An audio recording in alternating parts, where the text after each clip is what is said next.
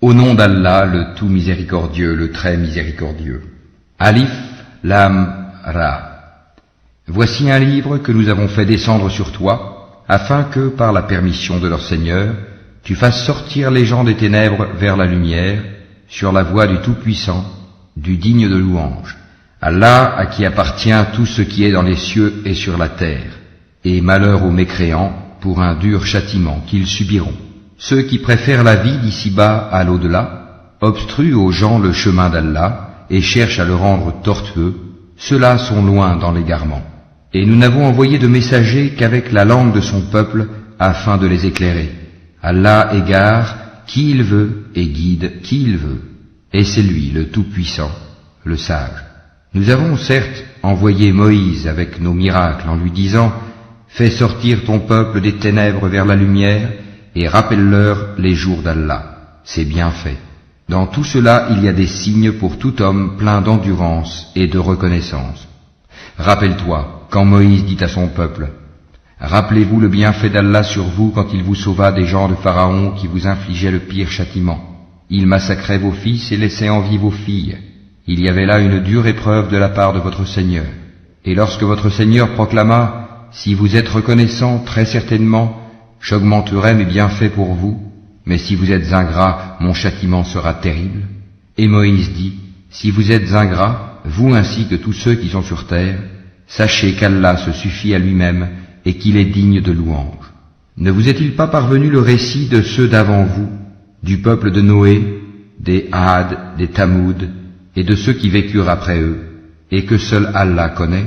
Leurs messagers vinrent à eux avec des preuves, mais ils dirent, ramenant leurs mains à leur bouche, « Nous ne croyons pas au message avec lequel vous avez été envoyés, et nous sommes, au sujet de ce à quoi vous nous appelez, dans un doute vraiment troublant. » Leurs messagers dirent, « Y a-t-il un doute au sujet d'Allah, créateur des cieux et de la terre, qui vous appelle pour vous pardonner une partie de vos péchés, et vous donner un délai jusqu'à un terme fixé ?» Les mécréants répondirent, « Vous n'êtes que des hommes comme nous. Vous voulez nous empêcher de ce que nos ancêtres adoraient. Apportez-nous donc une preuve évidente. » Leurs messagers leur dirent, « Certes, nous ne sommes que des humains comme vous, mais Allah favorise qui il veut parmi ses serviteurs. Il ne nous appartient de vous apporter quelques preuves que par la permission d'Allah, et c'est en Allah que les croyants doivent placer leur confiance. Et qu'aurions-nous à ne pas placer notre confiance en Allah alors qu'il nous a guidés sur les sentiers que nous devions suivre? Nous endurerons sûrement la persécution que vous nous infligez, et ceux qui ont confiance en Allah s'en remettent entièrement à lui.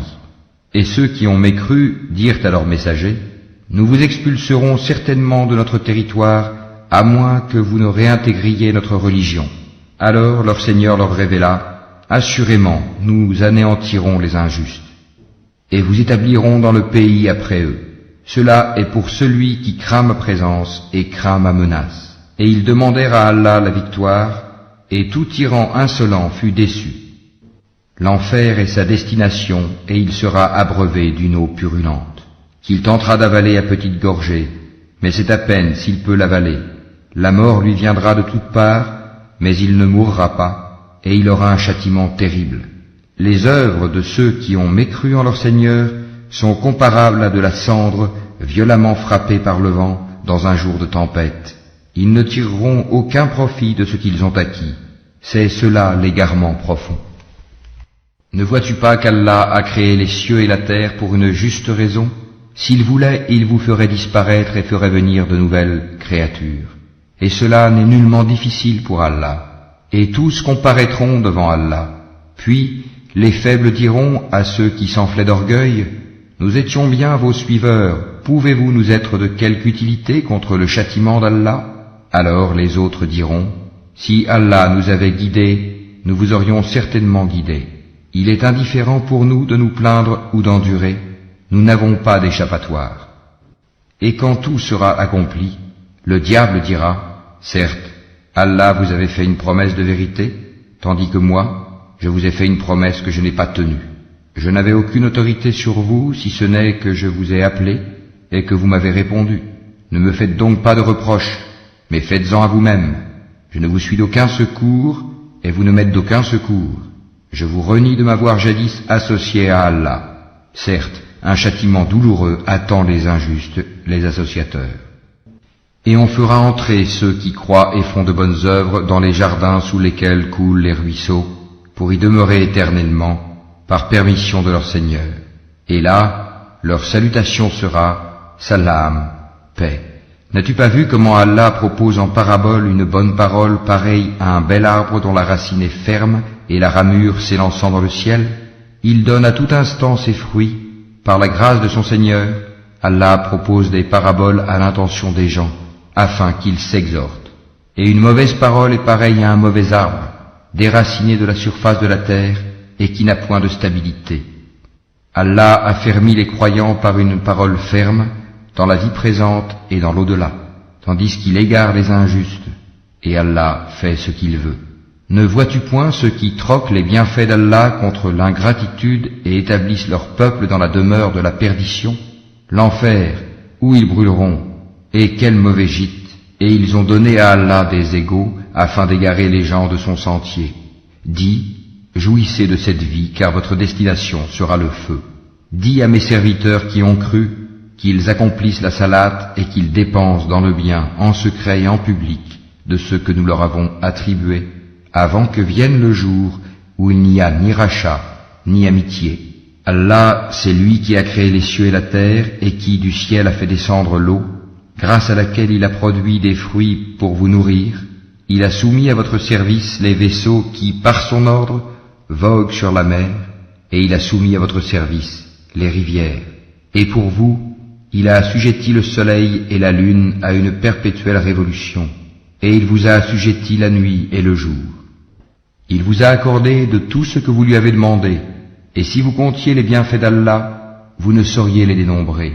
L'homme est vraiment très injuste, très ingrat. Et rappelle-toi quand Abraham dit « Ô mon Seigneur, fais de cette cité un lieu sûr, et préserve-moi ainsi que mes enfants de l'adoration des idoles.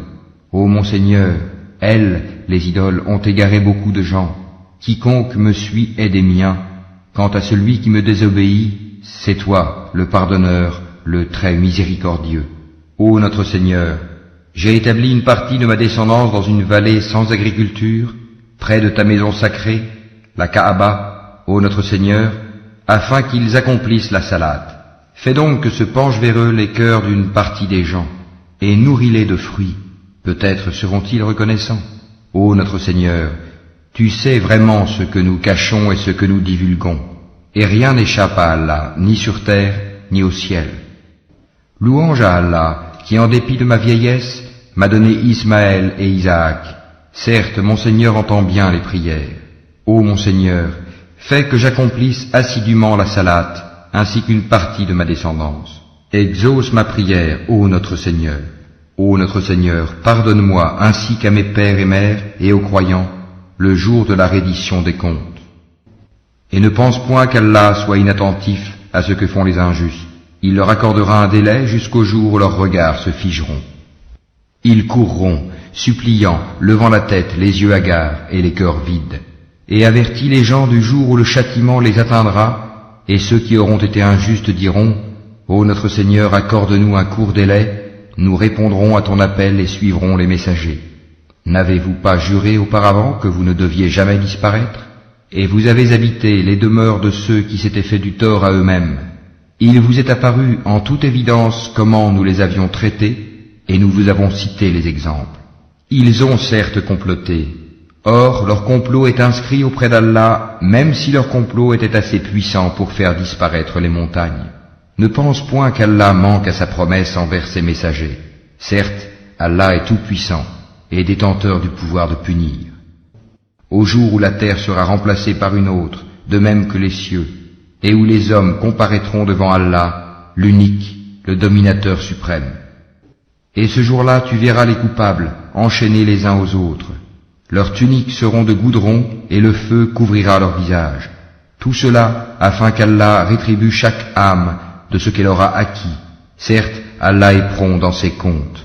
Ceci est un message, le Coran, pour les gens, afin qu'ils soient avertis, qu'ils sachent qu'il n'est qu'un Dieu unique, et pour que les doués d'intelligence s'exhortent.